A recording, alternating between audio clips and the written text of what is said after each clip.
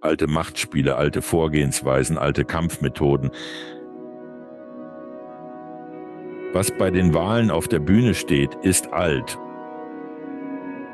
Und die Sorge hier ist, dass dieses Land Amerika gerade so gespalten ist, dass egal wer die kommende Wahl gewinnt, ob es ein Demokrat oder Republikaner ist, dass es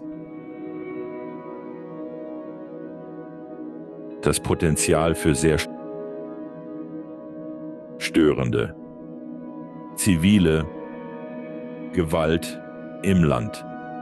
Die Wahl wird wahrscheinlich knapp sein, da dieser Graben zwischen, die Dualität zwischen den beiden fast so gleichmäßig ausbalanciert ist.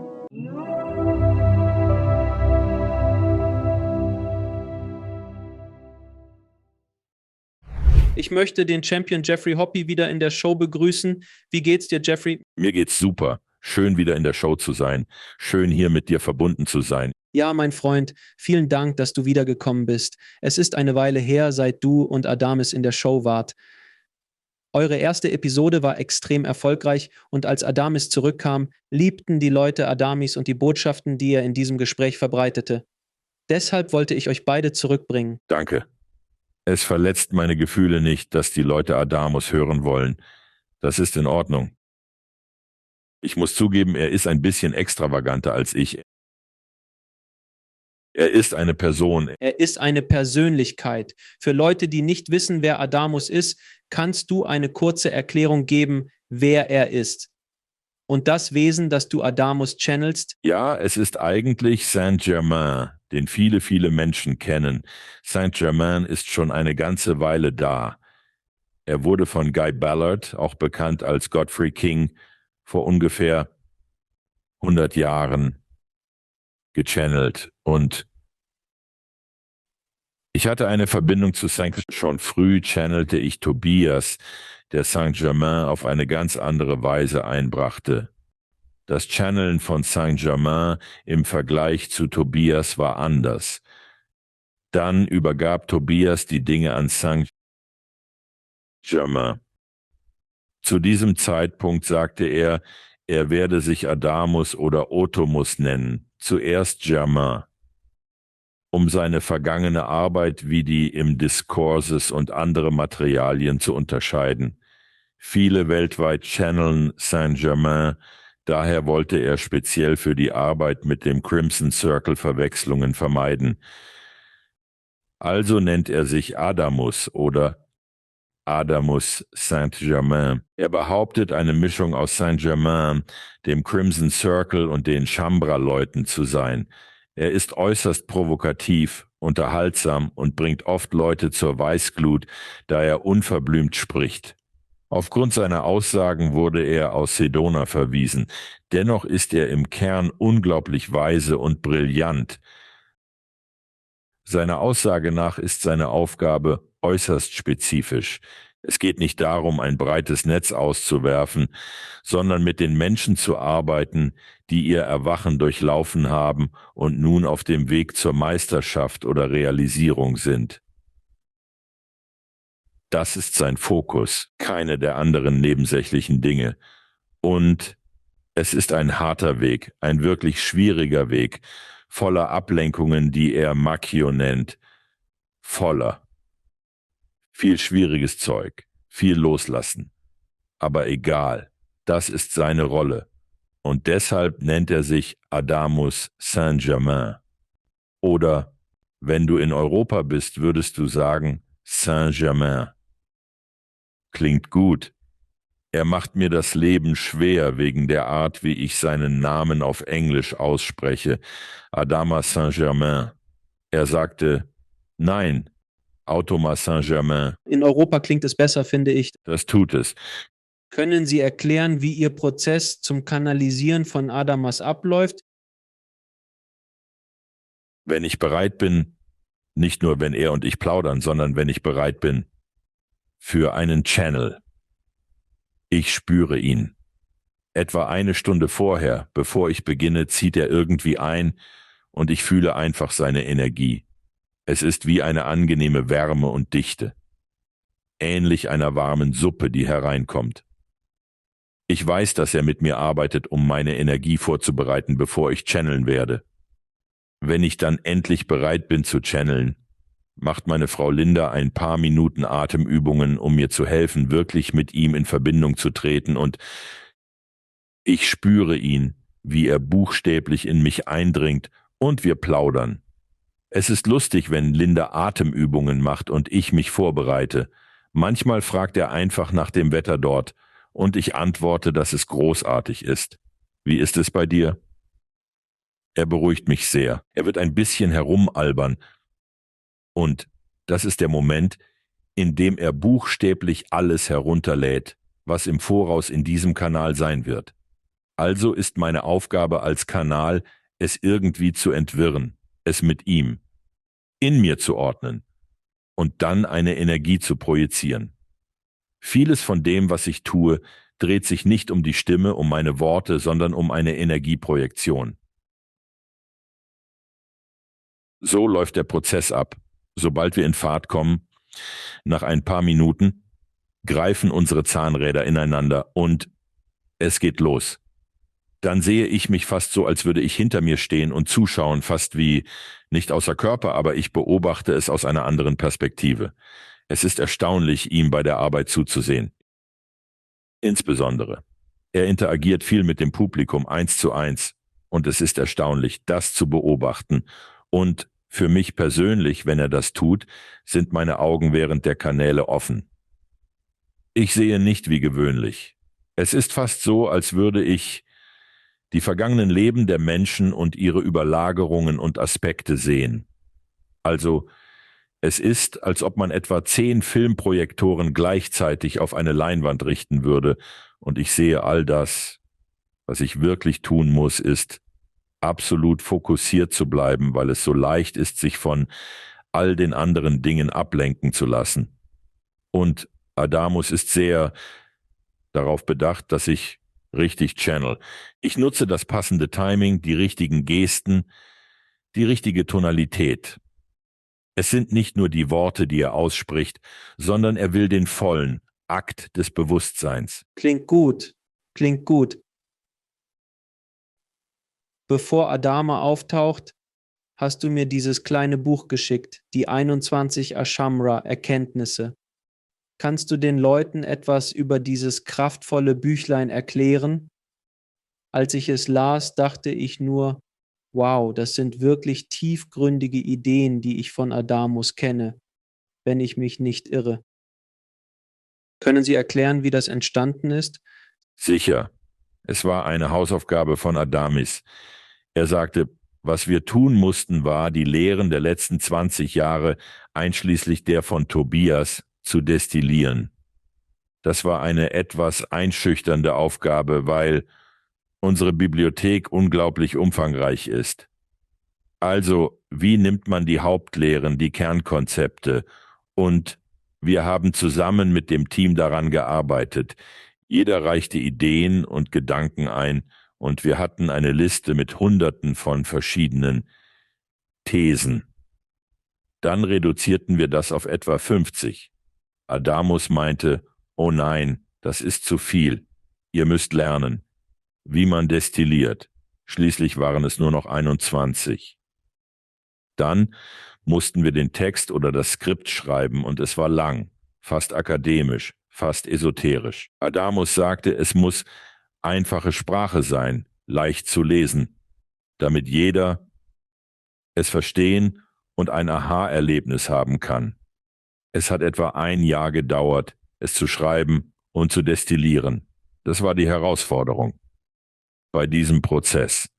Ich habe viel über das Destillieren gelernt. Was wirfst du weg, das du eigentlich nicht willst? Ich meine, es ist alles gut, aber du musst es destillieren. Es war ein ausgezeichneter Prozess, den man durchlaufen musste. Ich erkenne, dass ich auch in meinem Leben destillieren muss. Das brauche ich nicht mehr. Einfach zum Kern kommen. Ich war sehr zufrieden mit dem Ergebnis. Wir haben nicht nur beim Text, sondern auch bei den Grafiken großartige Arbeit geleistet. Man könnte es irgendwo liegen lassen, jemand nimmt es mit und es ist nicht wirklich schwierig. Mein Exemplar habe ich hier. Es ist nur ein Heft, aber jedes ist so schön gestaltet und so tiefgründig. Jedes einzelne. Es ist fast wie das Tao Te Ching. Irgendwie. Ja, es ist fast.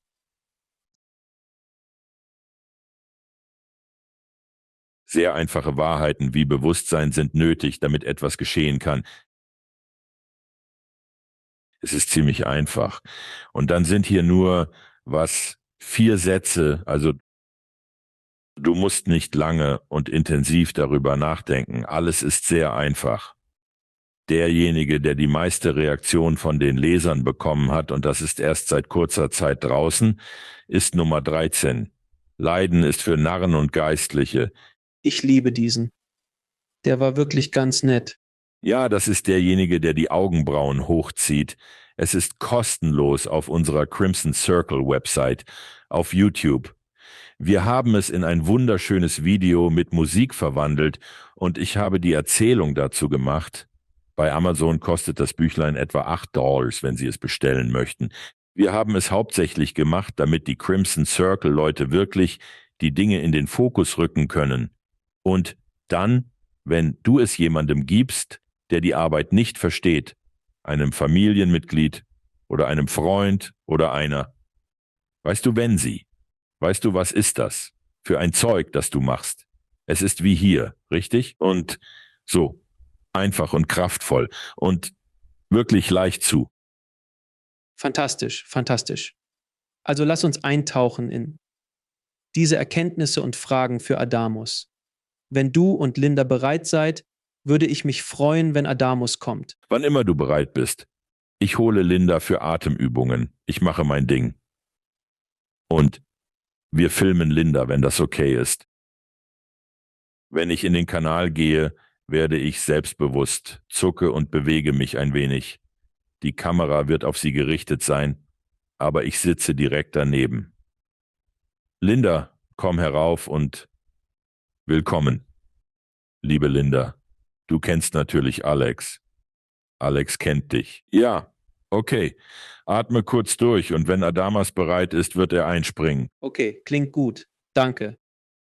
Okay, also dann machen wir es uns bequem und atmen tief und bewusst ein. Diesen Atem des Lebens. Lass die Energien fließen, spüre sie in dir. Atme, öffne dich für alle Potenziale. Nimm diesen guten, tiefen Atemzug. Fühle dich in deine Seele. Atme und spüre Adamus, denn er ist hier. Atme ihn ein. Er lädt uns ein, ihn einfach zu inhalieren. Er ist hier. Atme und fließe. Lass das Gefühl zu. Nimm diesen Lebensatem.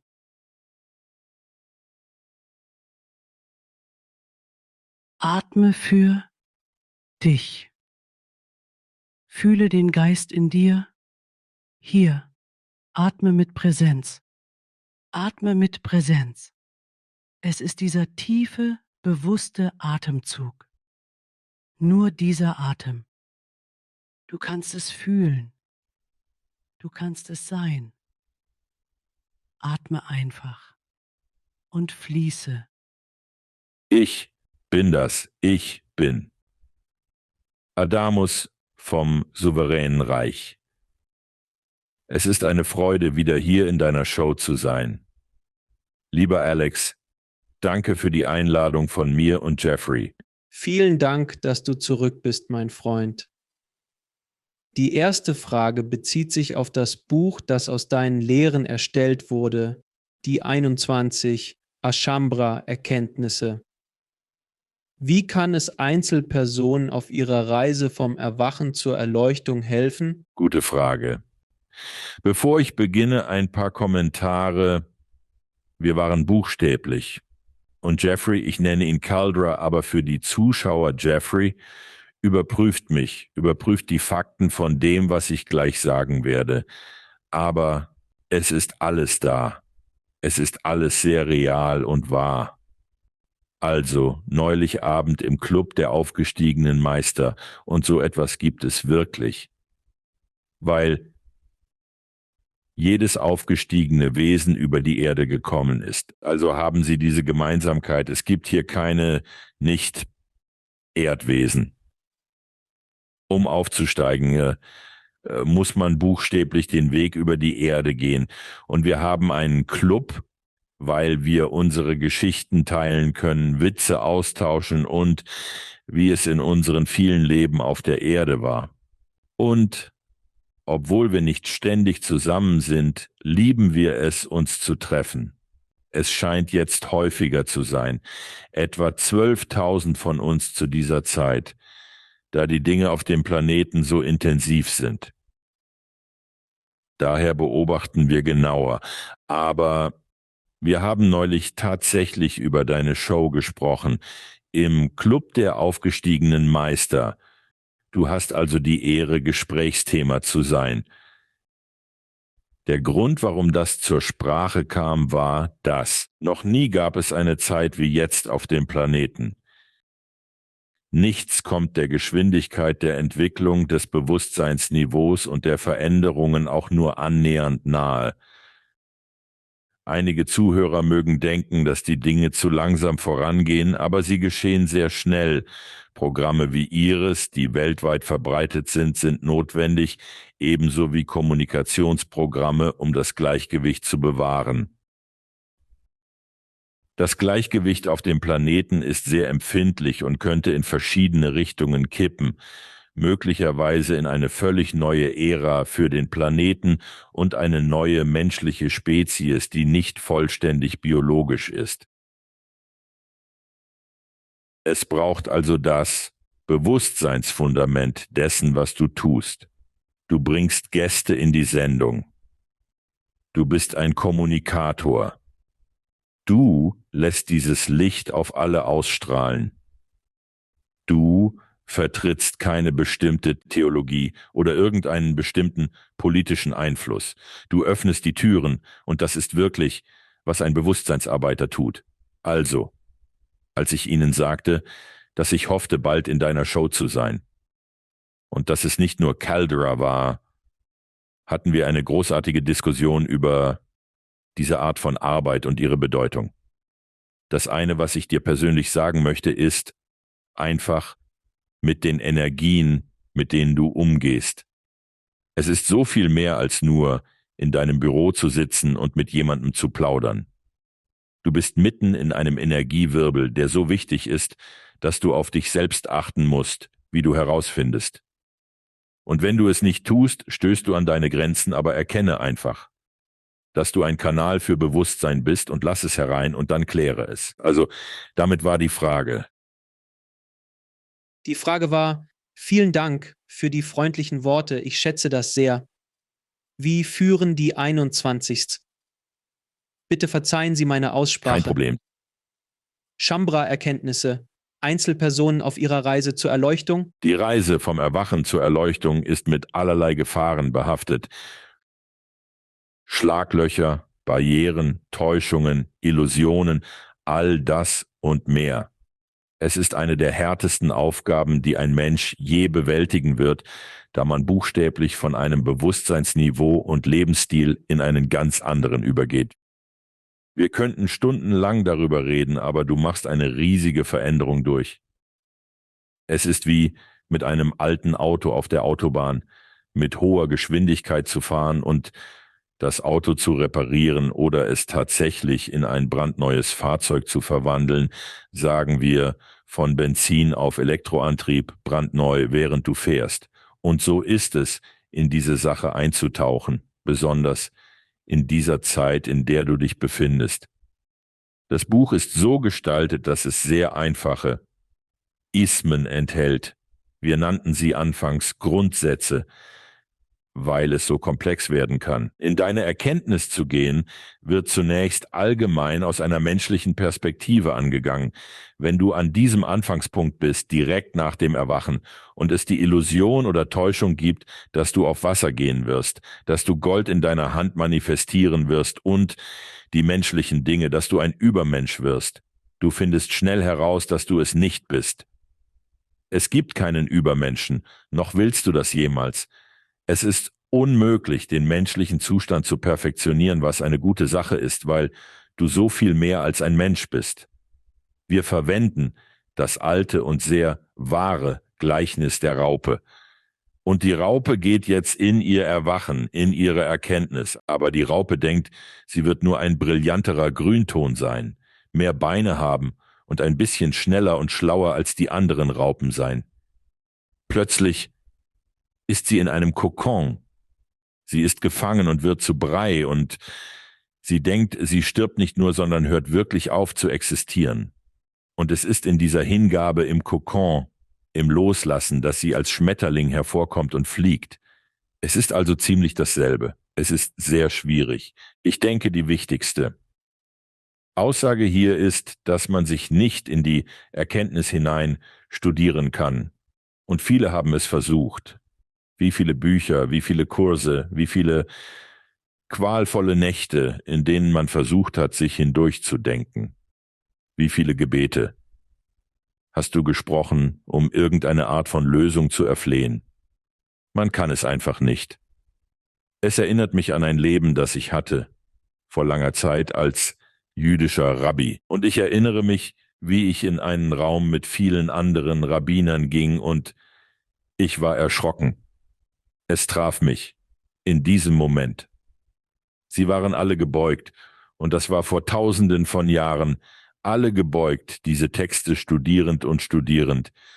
Und ich erkannte, einige von ihnen waren in ihren 50ern und 60ern, und sie hatten ihr ganzes Leben lang studiert.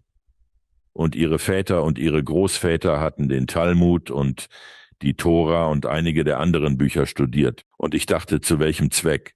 Wie lange geht das so weiter? Welche wirklichen persönlichen Wahrheiten stehen in diesen Büchern? Gute Informationen, natürlich, aber wenn man in dieses Kaninchenloch des Studierens hinabsteigt, wird man nie ankommen. Es erfordert tatsächlich, alles loszulassen, alles freizugeben. Und ich sage, Bruder, den Leuten vom Crimson Circle, dass man irgendwann all das loslassen muss. Du verlässt den Crimson Circle. Caldera ist entsetzt über meine Worte, aber du gehst fort. Und irgendwann kehrst du vielleicht als Lehrer zurück, nicht mehr als Schüler. Das Wichtigste, was aus diesem Büchlein hervorgeht, ist, dass Erkenntnis ein natürlicher Prozess ist. Erleuchtung, wie auch immer du es nennen magst, ist ein natürlicher Prozess. Du bist als Engelwesen zur Erde gekommen und hast dich in die Biologie eingelassen. Das ist ein ziemliches Erlebnis. Dann bist du irgendwie im Kreis herumgegangen, Leben für Leben, und schließlich an dem Punkt angekommen, wo du am unteren Ende des Kreises bist, vielleicht nach 800, 900 Leben, und du denkst, ich bin so verloren, ich bin so festgefahren, und jetzt beginnst du deinen Aufstieg aus den Mustern der Leben, aus dem Karma, aus diesem Karussell. Du machst es, weil etwas in dir sagt, nicht mehr. Ich bin fertig damit. An diesem Punkt ist es wichtig zu erkennen, dass all dies natürlich ist. Du wirst durch diesen Zyklus der Lebenszeiten evolvieren. Du wirst durch dein eigenes Karma evolvieren. Du wirst zu einer bewussten Erkenntnis des souveränen Wesens gelangen, das du bist. Du wirst die Schönheit all deiner menschlichen Erfahrungen und Lebenszeiten haben, aber ohne den Mist. Du kommst an einen bestimmten Punkt und all die alten Erinnerungen, die dich sogar als Mensch verfolgen, schlechte Lebenszeiten, schlechte Erfahrungen, werden plötzlich in Weisheit verwandelt. Ohne all die kleinen Details, Schmerzen, Herzleid, Tötungen und mehr wird alles in Weisheit umgewandelt. Es existiert eine natürliche, expansive Schwerkraft, die dich von deiner aktuellen Abfolge von Leben zur Erkenntnis führt. Je weniger die menschliche Seite herumfummelt und denkt, sie müsse es kontrollieren, studieren oder in Klischees verfangen, desto einfacher ist es. Du wirst so oder so dorthin gelangen. Doch Tobias, ein aufgestiegener Meisterfreund von mir, antwortete einmal auf die Frage, was man tun könne und was das Beste sei. Und er sagte, geh dir aus dem Weg. Du durchläufst einen natürlichen Prozess. Und ja, manchmal verstehe ich, dass du all diese kleinen Werkzeuge und Schmuckstücke und kleinen Mottos und Sprüche haben willst und du willst Rituale machen. Lass alles los und vertraue deinem eigenen Geist. So einfach ist das. Einfach, aber hart. Also, für mich ist das der Hauptgrundsatz. Du durchläufst einen natürlichen Prozess. Lass es geschehen. Du kannst keine Fehler machen, außer wenn du denkst, du müsstest eingreifen. Neulich dachte ich darüber nach, wo wir als Spezies jetzt stehen, bewusst, wie schnell sich die Dinge bewegen und wie ernst wir alles nehmen sollten, was um uns herum passiert. Denn das Spiel, das wir spielen, hat die Regel, dass wir die Dinge ernst nehmen sollten. Wenn wir das nicht tun, gibt es keinen wirklichen Sinn im Spiel. Das Spiel läuft einfach so vor sich hin. Aber wenn wir uns nur auf diesen Moment konzentrieren, wenn wir zurückgehen, 300 Jahre, 500 Jahre, all die Sorgen und der Wahnsinn und das niedrige Bewusstsein während des finsteren Mittelalters, sehen wir es fast wie einen Film, der nicht hätte passieren können. Die spanische Inquisition konnte nicht gewesen sein. Ist das wirklich passiert? Gab es wirklich Kreuzzüge? Und dann denke ich daran, wie sie in 300 Jahren auf uns zurückblicken und uns genauso beurteilen, wie wir die Vergangenheit. Wie kannst du das in deinen Worten beschreiben? Das Ganze nicht so ernst zu nehmen. Denn wenn du es aus einem viel breiteren Blickwinkel betrachtest und es so ansiehst, wie ich es dargelegt habe, fängst du an zu denken, naja, ja, denn selbst wenn du dich vor 100 Jahren ansiehst, denkst du dir, oh, schau dir diese armen Trottel an, oh, sie haben dies oder das gemacht, sie haben dies oder das gemacht. Aber ich verspreche dir, in 100 Jahren oder 200 Jahren oder 500 Jahren werden sie weniger wie Wilde aussehen. Es gibt fast keine Möglichkeit, es auf eine lineare Skala zu setzen. Wenn man sich die Entwicklung des Bewusstseins auf einem Planeten ansieht und man geht zurück, sagen wir 2000 Jahre in die Zeit von Jeschua und vergleicht es mit heute, war es lange Zeit eine flache Linie, nicht viel passierte. Man kann sich nur die Erfindungen des Menschen in diesem Zeitraum ansehen. Es war eine große Sache, als die erste Nähmaschine entwickelt wurde. Ich meine, das war eine große Sache. Oder die Dampfmaschine, das waren monumentale Erfindungen, die erst im 17. Jahrhundert aufkamen. Dann begann sich alles zu beschleunigen und zu beschleunigen. Und jetzt haben wir nicht nur ein Hockeyschlägerwachstum, sondern wir gehen buchstäblich aus den Charts bis etwa 2050. Manche nennen es Singularität. Ich nenne es die ganz neue Welt, die neue Schöpfung. All deine vergangenen Leben und deine zukünftigen Leben geschehen im Grunde genommen alle gerade jetzt. Es gibt wirklich nichts. Zeit ist die größte Illusion von allen. Doch im Grunde genommen passiert alles irgendwie gleichzeitig. Aber es ist sehr schwer, in ein Leben selbst 100 Jahre in der Zukunft einzutauchen, weil es nicht mehr auf dieser Ebene ist. Es ist völlig außerhalb der Skala. Es ist woanders. Und aus deiner Perspektive ja, du schaust von diesem Punkt zurück und du kannst kaum glauben, wie viele Veränderungen in so kurzer Zeit geschehen würden. Zurück zu deinem Punkt. Menschen nehmen es ein bisschen zu ernst.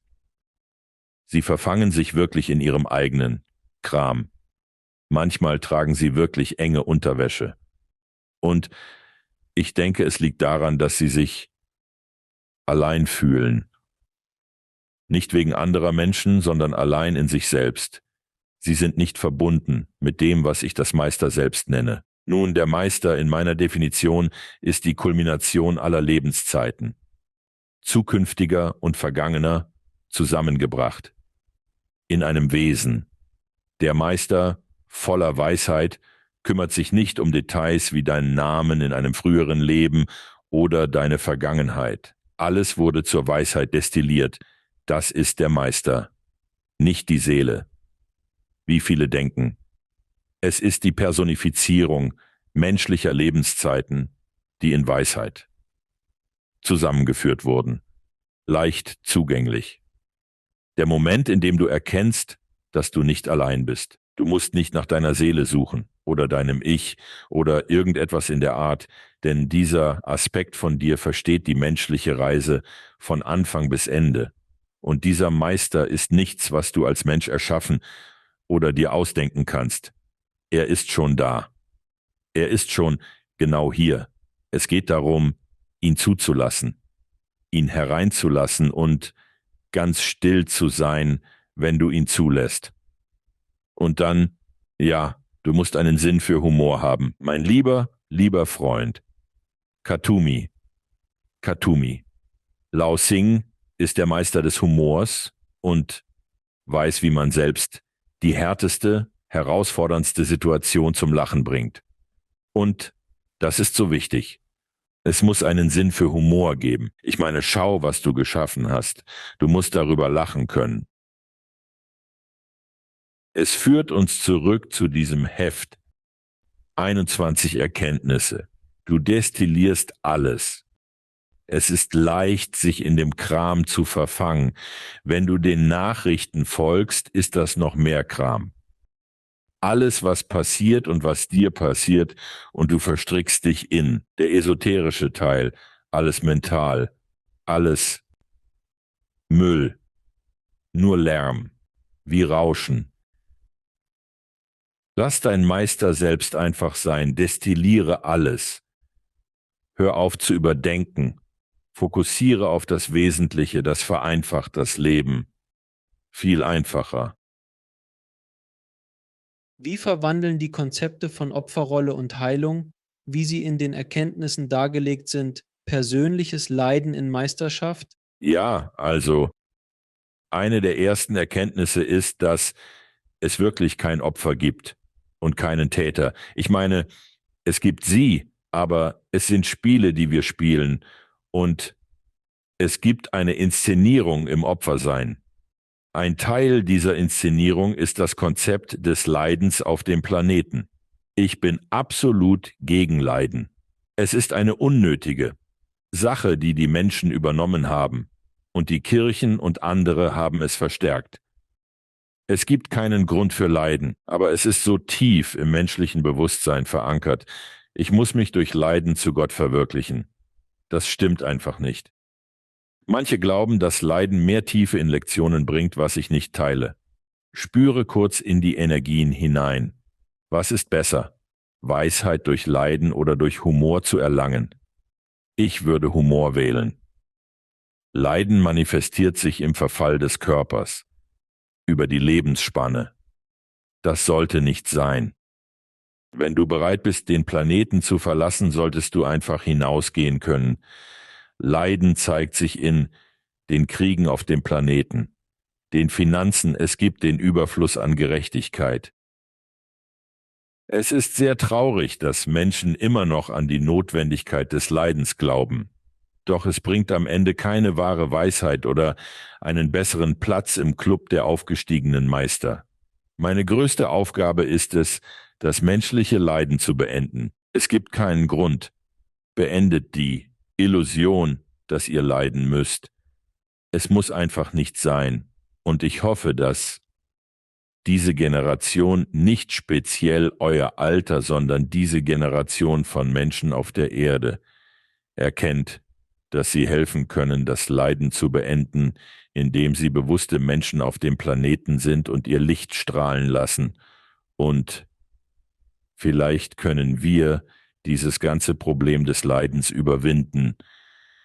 Es ist unnötig. Ja, denn du könntest Lektionen ohne Leiden lernen, ohne Frage. Aber viele glauben, dass man das haben muss, dass sie sich selbst oder anderen irgendeine Art von Schmerz zufügen müssen. Und ich möchte deinen Punkt auf eine weitere Ebene bringen.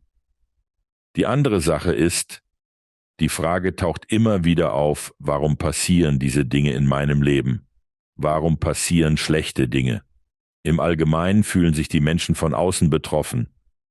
Die Realität ist, dass wenn Dinge in deinem Leben passieren, Dagmar, sei es physisch, emotional oder sonst etwas, es liegt daran, dass du noch etwas daraus lernst, dass du noch etwas daraus ziehst. Als ich das erste Mal sagte, wurde ich fast von der Bühne gebuht. Die Leute wollen glauben, dass äußere Einflüsse ihr Leben miserabel machen. Nein, es ist, weil du immer noch etwas daraus ziehst. Wenn es ein Überflussproblem auf dem spirituellen Weg gibt, bekommst du immer noch etwas. Schau es dir an. Was erhältst du davon und bist du bereit, es loszulassen? Oftmals hängt das mit dem alten Leidensglauben zusammen, dass man, um spirituell zu sein, pleite sein muss. Das ist einfach nicht wahr. Die Kirche hat damit begonnen. Und es ist einfach nicht wahr. Aber trotz halten sie daran fest. Sie denken, dass es weitergehen muss, und das tut es nicht. Also, es geht darum, persönliche Verantwortung zu übernehmen, wenn es in deinem Leben hartnäckig ist und nicht verschwindet, bekommst du immer noch etwas. Und als ich lachte, lachte ich, als du das sagtest, weil ich es ironisch finde, dass die Kirche das sagen würde, da sie eine der reichsten Organisationen auf der Welt ist. Absolut. Und sie haben das Recht dazu. Ich habe kein Problem damit. Aber dann sollte es alle anderen einbeziehen. Und zurück in den Tagen des Wachstums der Kirche, übrigens die ursprüngliche Kirche, die zu diesem Zeitpunkt nicht einmal unter dem Namen der Kirche bekannt war. Aber es waren die Gnostiker, die nach der Zeit von Jeschua kamen. Sie hatten ein tiefes Verständnis von dem, was ich den Weg nenne, bis in die atlantischen Zeiten zurückreicht, die wahre spirituelle Natur. Doch die Menschen haben ihn korrumpiert, für Macht und Manipulation genutzt. Sie erfanden, dass man nicht in den Himmel kommen kann, wenn man Geld hat. Geld korrumpiert dich. Geld ist wunderbar. Geld ist nur Energie. Wie könnte deine Energie dich ruinieren? Und das führt mich zur nächsten Frage über Energie.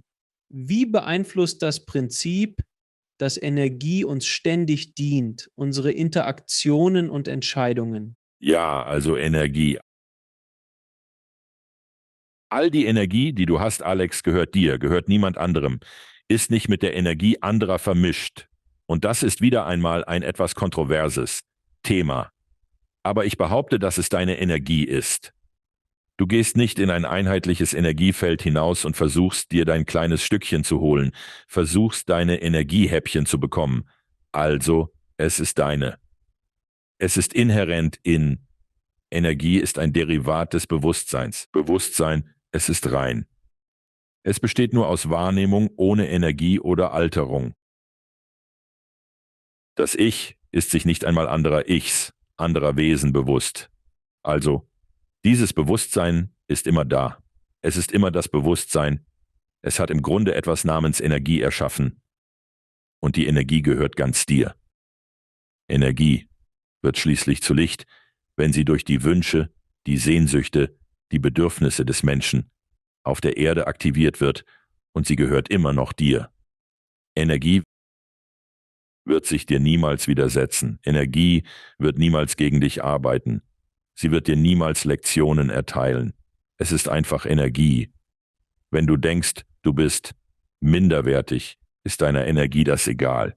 Sie wird dich unterstützen und die Realität erschaffen, in der du minderwertig bist. Und es wird dem folgen. Es wird nicht versuchen, es zu ändern. Es wird nicht versuchen, es abzulenken. Wenn du an deine eigene Liebe und Güte glaubst, wird sich deine Energie plötzlich ändern und dir in dieser Weise dienen. Es ist also dieser ständige Fluss. Aber er basiert wirklich darauf, was du willst, was du wählst, nicht was du denkst. Die Energie reagiert nicht sehr gut auf Gedanken, sondern auf dein Herz. Sobald du das erkennst und keine Angst mehr davor hast, denn das ist einer der großen Stolpersteine. Die Leute haben Angst. Das ist meine Energie. Was, wenn ich etwas Schlechtes damit mache? Was, wenn ich den Planeten in die Luft sprenge? Was, wenn ich zu einem Verschwender werde? Einem hedonistischen Verschwender? Also vermeiden Sie es tatsächlich und tun so, als wäre es nicht Ihres. Dann gehen Sie Ihrem täglichen Trott nach, nur um genug Energie zu bekommen. Sobald du erkennst, das ist deins und es ist im Überfluss vorhanden, wirst du nie ausgehen. Es ist etwas überwältigend, etwas beängstigend. Aber plötzlich erkennst du, ich bin der Schöpfer. Diese Energie ist hier, um mir zu dienen. Lass es uns tun. Das Leben verändert sich. Es ändert sich wirklich. Es ist einfacher, Macht abzugeben, als selbst dafür verantwortlich zu sein. Absolut. Und es ist einfacher. Es ist faul und obendrein verachtenswert. Aber dennoch passiert es täglich. Und ich höre täglich Leute klagen. Warum bekomme ich nicht mehr? Warum kann ich mein Leben nicht ändern und beeinflussen? Sie warten darauf, dass ihre Geistführer es für sie tun. Sie warten auf ein galaktisches Kommando. Es ist alles ein Haufen Macchio. Macchio bedeutet spiritueller Blödsinn. Es ist alles Macchio. Alles ist genau hier.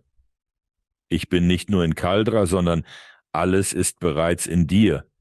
Jeschua hat das oft betont. Doch viele glauben, dass sie außerhalb suchen müssen. Und es ist ein Spiel. Es ist ein Spiel und es ist ermüdend.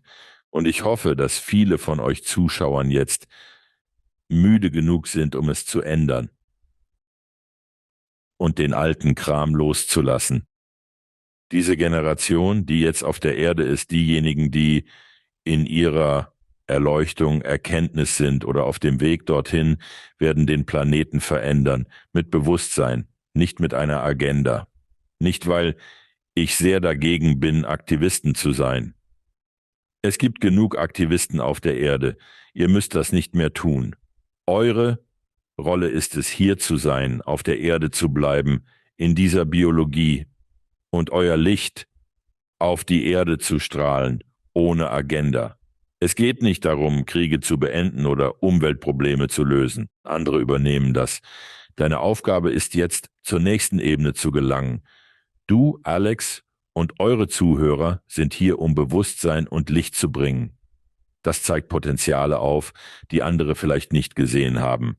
Wir geben keine Anweisungen, sondern präsentieren eine erweiterte Sicht auf eure Potenziale. Was wollt ihr nun damit machen? Wie stehen die Lehren dieser alten Meister in den Erkenntnissen zu den aktuellen globalen Herausforderungen, denen wir gegenüberstehen? Es ist unbestreitbar, dass die globalen Herausforderungen beispiellos sind. Ich denke, der entscheidende Faktor in der aktuellen Situation ist, auf diesem Planeten zu bleiben. Nachdem man Erkenntnis erlangt hat, verspürt man ein sehr starkes Verlangen zu gehen. Schließlich erreicht man den Punkt, an dem man alles in sich integriert hat, ohne Schuld und Scham. Es ist erstaunlich, wie sehr die Menschen an ihrer Schuld und Scham hängen. Aber du lässt es endlich los. Du bist im Grunde vollständig. Du hast deine Lebenszyklen abgeschlossen. Es ist sehr verlockend, gehen zu wollen. Warum bleiben? Warum in dieser sehr dichten, manchmal sehr herausfordernden, verschmutzten, energetisch verschmutzten Realität bleiben? Also ist das Erste, einen guten Blick darauf zu werfen. Warum willst du bleiben? Nicht um den Planeten zu retten. Das kannst du wirklich nicht. Aber es geht darum, dein Licht dem Planeten hinzuzufügen. Und das ist ein großer Unterschied. Wenn du dich entscheidest zu bleiben, dann sei sehr klar mit dir selbst. Wenn du bleibst, mach einen Vertrag mit dir selbst oder was auch immer. Wenn du bleibst, wirst du es in Fülle tun. In Freude. In Liebe und speziell Liebe 2.0, worüber ich gerade gesprochen habe. In Liebe und in Leichtigkeit, kein Leiden. Es macht keinen Sinn, hier zu bleiben, wenn du nicht in Fülle lebst. Und du wirst übrigens ein schlechtes Vorbild für andere sein. Und der Überfluss strömt herein, das tut er wirklich. Es geht darum, jetzt hier zu bleiben, das Bewusstsein. Wesen, die auf dem Planeten bleiben, sind nicht diejenigen, die Trommeln schlagen und große Reden halten und Anhänger werben. Sie tun es sehr leise. Sie neigen dazu, relativ ruhige Leben zu führen. Und sie strahlen ihr Licht einfach aus, indem sie ins Café gehen, auf einer Parkbank sitzen, ihren Tag genießen. Dieses Licht, das sie jetzt hereinbringen, bietet ein höheres Niveau an Potenzialen, aus denen die Menschheit wählen kann. Denn im Moment seid ihr an einem Art Höhepunkt. Das Alte. Biologische Wesen kommt aus der Mode. Ich sage nicht, dass ich einer mehr robotischen Biologie oder Implantaten oder KI oder Ähnlichem zustimme oder widerspreche. Ich beziehe keine Stellung, aber es kommt. Kürzlich gab es ein episches Ereignis auf dem Planeten, das den meisten unbekannt ist.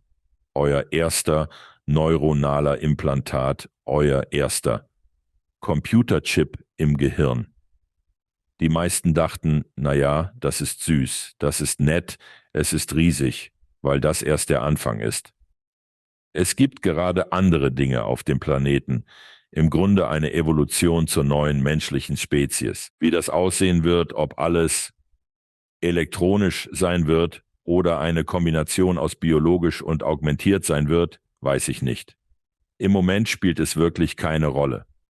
Einige ihrer Zuschauer werden große Einwände haben, da sie glauben, dass man ein biologisches Wesen sein muss. Doch ich erinnere jeden einzelnen von ihnen daran, dass sie Bewusstseinswesen sind, dieses biologische Gefäß, in dem du bist.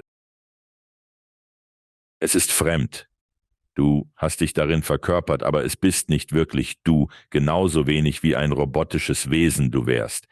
Die Frage ist die Verkörperung des Bewusstseins, ob in dieser Biologie, ob in künstlicher Intelligenz oder in deinem Lichtkörper, der größtenteils nicht physisch ist, aber es geht um die Verkörperung des Bewusstseins auf dem Planeten gerade jetzt.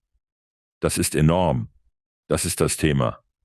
Und sich nicht in die Vorstellung zu verstricken, dass man ein biologisches Wesen sein muss. Du musst nicht geboren sein. Du bist in die Falle der Inkarnation und der biologischen Geburt geraten, aber das musst du wirklich nicht. Du kannst buchstäblich dein Bewusstsein in einen Baum verkörpern, vielleicht für einen Tag oder ein Jahr oder was auch immer, und dann zu etwas anderem übergehen. Es geht jetzt darum zu verstehen, was Bewusstsein ist und die Tatsache, dass Bewusstsein nicht aus Materie entsteht. Bewusstsein kann Materie erschaffen. Und ich könnte immer weiterreden. Calder sagt mir, ich soll dich lassen. Gehen Sie zur nächsten Frage. Sehr cool. Wie könnte das Konzept der Energie, die uns dient, unser Verständnis von Wirtschaftssystemen und Geld in der Zukunft verändern? Zurzeit herrscht weit verbreitet der Glaube, dass es nur eine begrenzte Menge an Energie, Vorräten, Geld, Land, Luft und Sonnenlicht gibt, um die wir alle kämpfen müssen. Doch diese Annahme ist schlichtweg nicht korrekt. Vielleicht für den Beobachter, vielleicht für deine Augen siehst du hinaus und sagst, na ja, aber es gibt nur so viel auf der Welt, so viele Ernten. Nichts davon ist wahr, es sei denn, du glaubst es. Du bist selbstgenügsam, wenn es um deinen eigenen Überfluss geht, sei es Geld, sei es Nahrung, sei es Gelegenheit. Es ist alles da. Und ich bitte dich, fang an, das zu nutzen. Lass diesen alten Glauben los, dass es nur eine begrenzte Menge auf dem Planeten gibt und ihr alle darum kämpfen müsst. Das ist einer der Gründe für Kriege. Wenn jeder erkennen würde, dass er energieunabhängig ist, gäbe es keine Kriege. Es gäbe keine Energie, die von anderen Menschen abgezogen wird. Manipulation, Versklavung anderer. Das Spiel gegen andere. Warum bräuchtest du das, wenn du energieunabhängig bist? Es ist ein Wendepunkt. Um Ihre Frage zu beantworten, vollkommen angenehm. Aber es wird noch eine Weile dauern, bis wir dort sind. Es gibt Leute, die immer noch glauben, dass wir alle aus dem gleichen Brunnen trinken und seinen fairen Anteil erkämpfen müssen. Es gibt Leute, die behaupten, dass es einheitliche Felder gibt, die wir teilen müssen. Das ist einfach nicht wahr. Einfach nicht wahr. Souveränität, die Erkenntnis, dass alles in uns liegt, Menschen wurden anders programmiert. Dieses Programm ist überwindbar. Durch die Nutzung von umgekehrter Schwerkraft. Sie haben Gravitationskräfte, die alles anziehen, einschließlich Gedanken. Nicht nur Materie, sondern auch Gedanken. Es gibt die umgekehrte Seite davon. Ihre Quantenphysiker nennen es dunkle Materie. Es ist nicht dunkel und es spielt keine Rolle, aber ich nenne es einen Rotheon, was bedeutet, dass sie jetzt die expansive Natur der Schwerkraft nutzen, um einige dieser Dinge zu öffnen und zu erkennen. Welche Erkenntnisse bieten Realisierungen für die Zukunft von Krieg und Konfliktlösung auf unserem Planeten? Ich werde eine Aussage machen, die Caldera nicht gefallen wird und einigen ihrer Zuschauer auch nicht, aber Menschen sind in ihre Kriege investiert. Menschen mögen ihre Kriege, leider, weil sie ihre Muskeln spielen lassen können. Sie können Machtspiele spielen. Sie können von anderen nehmen. Es ist ein altes Konzept. Übrigens, Kriege gab es schon, bevor die Erde überhaupt existierte. Kriege fanden in den Engelreichen statt, nicht mit Raketen und Bomben und Gewehren, sondern die Kämpfe. Die ursprünglichen Kämpfe in den Engelreichen drehten sich darum, zu denken, dass man die Antwort hatte. Du wusstest, wie man nach Hause kommt. Hier waren wir alle Engelwesen außerhalb dessen, was wir Heimat oder das Sein nennen würden. Und wir schwebten da draußen herum, sozusagen, und es war wie komme ich nach Hause? Wie komme ich nach Hause? Und es ist, als ob ich dich anstoße. Und es ist wie, ich wette, er weiß es, also werde ich ihn übernehmen. Ich werde seine Energie ergreifen, obwohl ich es eigentlich nicht kann. Und ich werde dich benutzen, um nach Hause zu kommen. Das verursachte die ursprünglichen Engelsschlachten. Sie dauerten sehr, sehr lange, fast bis zu dem Punkt, an dem die gesamte Realität zusammenzubrechen drohte. Alle Energie verlangsamte sich so sehr, dass irgendeine Art von Lösung gefunden werden musste. Und da wurde der Planet Erde erschaffen. Lasst uns diesen kleinen Planeten erschaffen. Wir werden dorthin gehen. Einige Engelwesen aus den Engelsfamilien werden sich verirren, um die Antwort auf die Frage zu entdecken, was die Beziehung zwischen Bewusstsein und Energie ist. Wie können wir erkennen, dass wir energetische Wesen sind? Wenn dies geschieht, werden Kriege von selbst verschwinden. Es gibt keinen Grund zu kämpfen. Es gibt keinen Grund zu denken, dass jemand anderes die Antwort hat. Es ist Zeit, dass Menschen in sich selbst suchen. Gibt es bestimmte Zeichen oder Ereignisse, auf die wir 2024 oder in naher Zukunft achten sollten für das spirituelle Wachstum der Spezies? Es gibt unzählige Möglichkeiten. Doch wo beginnen? Ich werde eine Sache ansprechen, die mir ziemlich Sorgen bereitet, und sie findet in den Vereinigten Staaten statt. Es hat mit dem Wahljahr zu tun, in dem ihr euch gerade befindet. Wenn ihr hier lebt, und vielleicht viele eurer Zuschauer sind außerhalb der USA, aber ihr habt einige sehr alte Dynamiken und einige sehr alte Kandidaten, die gerade kandidieren. Mit anderen Worten, wenn man sich die Energie dahinter ansieht, ist sie sehr alt. Alte Machtspiele, alte Vorgehensweisen, alte Kampfmethoden. Was bei den Wahlen auf der Bühne steht, ist alt. Und die Sorge hier ist, dass dieses Land Amerika gerade so gespalten ist, dass egal wer die bevorstehende Wahl gewinnt, ob es ein Demokrat oder Republikaner ist, dass es das Potenzial für sehr störende, zivile Gewalt im Land. Die Wahl wird wahrscheinlich sehr knapp sein, weil die Kluft die Dualität zwischen den beiden fast so gleichmäßig verteilt ist. Nehmen wir an, dass eine Partei gewinnt, aber mit einem knappen Vorsprung, und es wird die letzte Wahl wie ein Kinderspiel aussehen lassen. Es wird Brennen, Zerstörung, Gewalt in den Städten geben. Es wird eine Störung der Verteilungsmuster in den Vereinigten Staaten geben, und das wird weitreichend sein. Es betrifft nicht nur die USA, sondern auch andere Länder. Ich mache mir ernste Sorgen über den Wahltag hier in den USA. Nehmen wir zum Beispiel an, wenn Donald Trump der republikanische Kandidat ist und er gewinnt, ist es fast garantiert, dass die Städte in dieser Nacht brennen werden. Es liegt nicht nur an den Wahlen. Es liegt an sehr alten, aufgestauten Energien, alten Energien, die schon lange existieren und jetzt aufflammen werden. Und deshalb sage ich, es ist jetzt an der Zeit, dein Licht auf den Planeten zu bringen. Wähle nicht Republikaner oder Demokrat. Wenn du das tust, erfüllst du wirklich nicht die Aufgabe, ein Bewusstseinsbringer auf dem Planeten zu sein. Du ergreifst Partei. Es gibt keine Seiten. Es geht darum, Licht zu bringen, damit die Menschen einen anderen Weg finden können, mit der potenziellen Krise umzugehen, anstatt die Städte zu verbrennen, Wege finden, um das Neue zu bauen. Vor einiger Zeit sagte ich einer Gruppe von Shambram, alles auf diesem Planeten wird neu. Wie ich das etwa 2014 oder 2015 sagte, alles wird neu. Technologie, eure Finanzsysteme, eure Methoden der Nahrungsmittelproduktion, eure Art, mit eurem eigenen Körper umzugehen. Alles wird jetzt komplett neu. Und das bringt viel Unruhe und Chaos mit sich und viele Menschen werden sich in dieser Zeit sehr unsicher und verletzlich fühlen. Also, das ist wohl meine größte Sorge jetzt.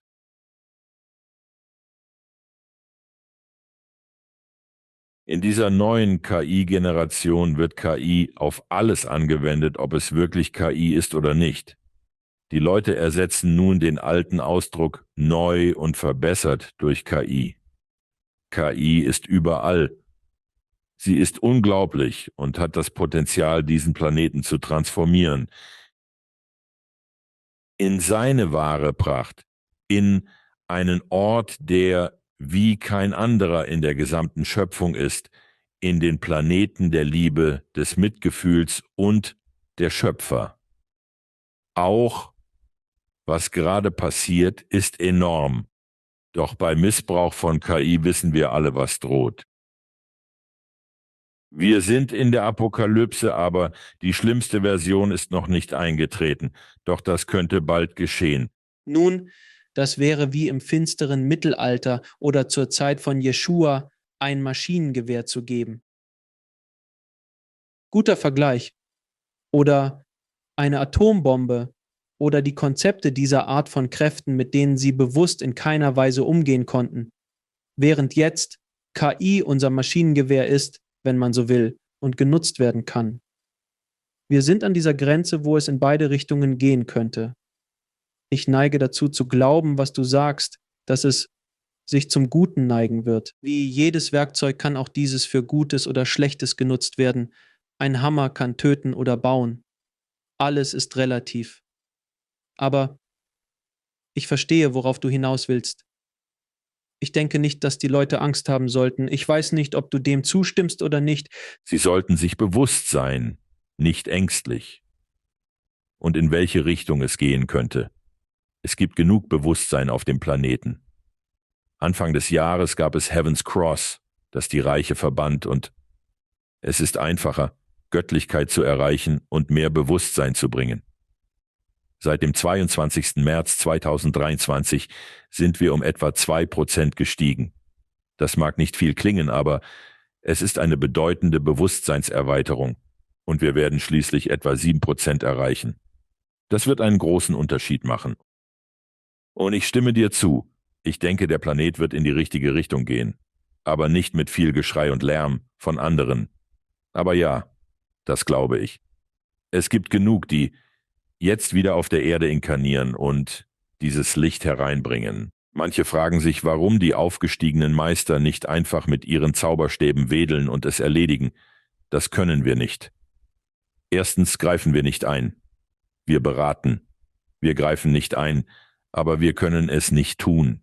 Ihr müsst in diesem Bereich sein aus Energie, Licht, Schwerkraft und letztlich Materie, um etwas zu bewirken. Also können wir es wirklich nicht. Wir sind so etwas wie Berater. Aber ich glaube wirklich, und ich habe kürzlich gesagt, dass nach einigen holprigen Jahren, die vor uns liegen, wird sich dieser Planet entwickeln zu der schönste Ort in der gesamten Schöpfung. Was sind die größten Herausforderungen, vor denen die Menschheit im nächsten Jahr steht? Ihre eigene Dunkelheit. Und Ich glaube nicht, dass die Leute morgens aufwachen und sich dem stellen werden, aber es gibt eine Angst vor Dunkelheit. Es gibt eine Angst vor. Es ist das, was dem Licht entgegensteht. Und zumindest denken die Leute das. Dunkelheit ist nicht das, wofür die Kirchen oder andere Leute sie halten. Es ist eigentlich ein schönes Spiel, in das viele Menschen investiert sind. Wir müssen unser Dunkel haben und wir müssen unser Licht haben. Es ist wirklich ein Spiel. Letztendlich gibt es wirklich keine Dunkelheit und kein Licht. Tobias hat es vor Jahren so schön gesagt, die Dunkelheit ist deine Göttlichkeit. Das bedeutet, dass deine Dunkelheit der Ort in dir ist, an dem all die ungeliebten Aspekte von dir gehalten werden. Es ist die Müllhalde für Dinge, die du nicht akzeptiert oder geliebt hast. Wenn Menschen erkennen, dass Dunkelheit keine böse Kraft ist, sondern nur ungeliebte Teile von sich selbst, ist es Zeit, sich ihr zu stellen. All der Selbsthass, das Herabsetzen und der Mangel an wahrer Gnade führen zu Leiden und mehr Dunkelheit. Wenn Menschen aufhören, Angst vor ihrer Dunkelheit zu haben und erkennen, dass sie nicht das ist, was sie dachten, wird der Planet große Fortschritte machen. Letztendlich wird dies dazu führen, dass der Planet enorme Fortschritte macht, wenn Menschen aufhören, Angst vor ihrer Dunkelheit zu haben und erkennen, dass es keine gegensätzliche Kraft gibt und ihre Dunkelheit nicht das ist, was sie dachten. Große Fortschritte. Dunkelheit ist nicht schlecht, es sind Dinge, über die du Scham oder Schuld in dir selbst empfunden hast. Es gibt keine bösen Mächte da draußen. Menschen tun abscheuliche Dinge, aber es ist nicht so, als gäbe es einen Satan da draußen. Das gibt es einfach nicht. Es war ein altes Spiel, es ist Zeit, dass es endet. Die Menschen müssen sich ihrer Dunkelheit stellen. Und schließlich, welche Botschaft der Hoffnung oder Führung würden Sie denjenigen bieten, die nach spirituellem Wachstum in der modernen Welt streben? Vereinfachen und destillieren. Raus aus deinem Kopf. Verstehe, dass während du in dieser Realität bist und glaubst, sie sei linear, du denkst, dass viele Schritte notwendig sind, einschließlich viel Leidens. Das musst du wirklich nicht. Du kannst jederzeit aussteigen, wenn du willst. Diese Realität, die du für Zeit und Raum hältst, ist es wirklich nicht. Ich meine, es gibt eigentlich keine Zeit oder Raum. Es sind interessante Konzepte, aber sie sind keine tatsächliche harte Physik. Letztendlich gibt es wirklich nichts mehr als dein Sein, dein Bewusstsein, deine Energie, die es dir dann ermöglicht, dieses Sein zu erleben. Dein Licht, das ist Energie in Bewegung und schließlich die Schwerkraft, die eine Kraft ist, die alles fokussiert oder es erweitert und öffnet. Also, mein Punkt ist, ich fühle mich gerade in eure Zuschauer hinein. Ihr seid einfach mit so viel mentalem Zeug gesättigt. Und dann verwirrt es dich. Es erschöpft dich. Es macht dich körperlich krank. Du hast gerade mentale Verstopfung. Lass deinen Geist herein. Dein Geist ist so wunderschön, elegant und einfach. Lass den Meister herein, sag ihm nicht, was zu tun ist, kontrolliere ihn nicht, strebe nicht danach, ein Übermensch zu sein, lass ihn täglich an deiner Seite sein und halte alles so einfach wie möglich. Haben Sie eine abschließende Botschaft für das Publikum? Ja, das habe ich. Du bist hier in dieser besonderen Zeit. Wenn du das hörst, hast du dich entschieden, hier zu sein. Ich nenne es die Zeit der Maschinen, basierend auf einem Buch, das ich in meinem letzten physischen Leben auf dem Planeten geschrieben habe, in dem ich mich in die Zukunft projizierte, speziell in das Jahr 2020. Und ich schaute mich um und sah alles, was vor sich ging. Ich sah die Verbreitung der Technologie. Als ich die Welt sah, war sie gespalten, voller natürlicher Schönheit und gleichzeitig von Missbrauch gezeichnet. So entstand mein Buch Die Zeit der Maschinen. Du hast bewusst gewählt, hier zu sein, um Bewusstsein zu schaffen. Dann lass dich nicht ablenken. Denke nicht, dass du gerade für irgendetwas kämpfen musst, auch nicht in dir selbst. Du bist hier, um ein Bringer des Bewusstseins zu sein. Für viele wird dies das letzte Leben auf diesem Planeten sein. Genieße es in vollen Zügen. Tu Dinge, die du schon immer tun wolltest. Hör auf, die Freude zurückzuhalten. Sei ein Ausdruck davon. Ich höre schon das ganze mentale Geplapper. Aber wie mache ich das? Ich habe kein Geld, bin nicht gebildet oder was auch immer die Ausreden sind. Halt den Mund und lass es geschehen. Und es wird geschehen. So einfach. Thomas, vielen Dank, dass du wieder in der Sendung bist und für deine Weisheit, dein Wissen und alles, was du und deine Gruppe versucht, um den Planeten zu erwecken. In der Tat, immer eine Freude. Und nochmals, für deine Arbeit, du bist ein wunderschöner Kanal, durch den sogar ein aufgestiegener Meister wie ich kommen kann, um mit dir zusammenzuarbeiten und dieses Licht weiter zu verbreiten. Also, deine Arbeit hat ihre Herausforderungen, das weiß ich, in vielerlei Hinsicht für dich. Aber ich bitte dich, tief durchzuatmen und zu erkennen, was du wirklich tust und wie du diese erstaunliche Zeit auf dem Planeten ermöglichst. Also, damit wird liebe Linda nur ein sehr kurzes Ausatmen machen und wir werden sehen, ob Jeffrey zurückkommt. Danke. Namaste. Und bitte atme tief ein. Spüre all dein Potenzial in dir. Nimm diesen tiefen Atemzug. Erkenne den Unterschied, den du machen kannst, wenn du dein Licht, dein Bewusstsein strahlen lässt. Nimm diesen tiefen Atemzug. Adamas hat hier viel mit uns geteilt. Wow. Atme das ein. Denk nicht, fühl es einfach. Lass dich treiben. Atme. Erlaube es dir. Fühle alles, was du bist. Es ist alles da. Einatmen und zulassen. Fühle es. Sei es. Nimm diesen guten, tiefen Atemzug. Das Ich bin, das ich bin. Ich existiere. Du bist da. Atme. Ein. Danke an Adamus fürs Teilen. Danke. Also ich bin zurück. Jeffrey, wie auch immer. Ich glaube, ich bin zurück. Wie geht es Ihnen, mein Herr? Gut, ich fühle mich immer großartig, wenn ich einen Kanal mache. Ich hatte Situationen, in denen ich schrecklichen Jetlag hatte und vor einem großen Publikum auf der anderen Seite der Welt auftreten musste. Und ich wusste einfach nicht, wie ich den Tag überstehen sollte. Aber sobald ich anfange zu kanalisieren, ist es wie, ich spüre einfach die Energie, fühle die Liebe. Ich liebe es wirklich. Hin und wieder, wenn Adamus spricht, denke ich, oh, geh da nicht hin, bitte sag das nicht. Aber er hat mich fast immer eines Besseren belehrt.